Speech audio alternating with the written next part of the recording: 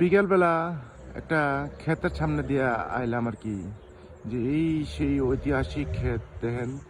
এই ক্ষেত দিয়েই বাংলাদেশ, ইন্ডিয়া, পাকিস্তান থেকে হাজার হাজার লাখ লাখ লোক ইতালিতে আসে এই ক্ষেতের কাজ করার জন্য।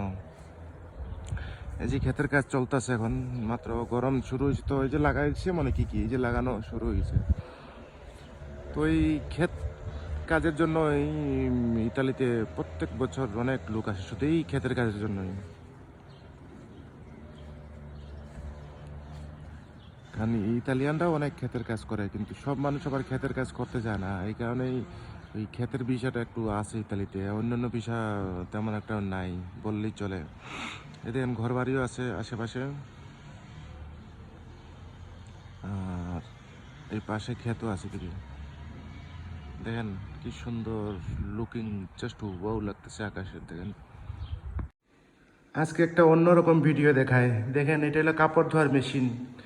ইউরোপ, ইতালিতে প্রত্যেকটা শহরে এভাবে দোকান থাকে, কাপড় ধোয়ার মেশিনের দোকান। আপনি এই আপনার নিজস্ব কাপড় আনিয়ে এই জায়গায় ধুইতে পারবেন। হ্যাঁ দেখেন, রেটও লেখা আছে, দাম লেখা আছে, সব কিছু লেখা আছে। এই যে এটা হলো কাপড় ধোয়ার মেশিন, আর এটা হলো শুকানোর মেশিন। কাপড় ধোয়ার পর আপনি এখানে শুকাবেন।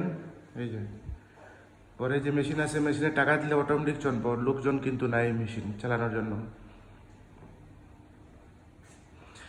ইতালির প্রায় প্রত্যেকটা শহরে এই ধরনের মেশিনের দোকান থাকে, প্রায় দোকান। আমাদের শহরে মনে করেন 3-4টা দোকান থাকে।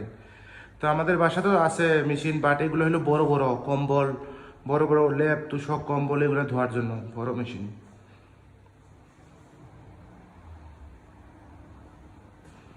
এইসব ডিজিটাল ইয়ে দেওয়া আছে, আপনার টাকা ঢুকাইবেন অটোমেটিক চলবো, এইসব দোকানের লোকজন থাকে না। ইউরোপের ঘর বাড়িগুলো কত দূরত্বে বানায় দেখেন সিকিউরিটির জন্য।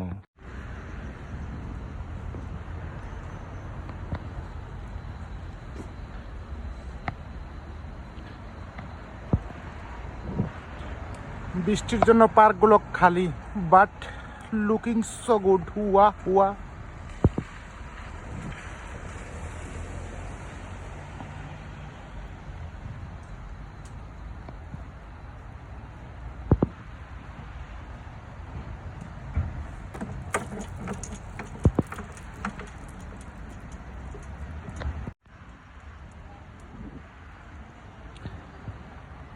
বৃষ্টির জন্য রাস্তাঘাট সব খালি, দেখেন লোকজন নাই।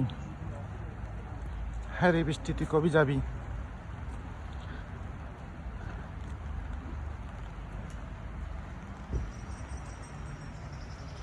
দুই একজন লোক হঠাৎ দেখা যায়।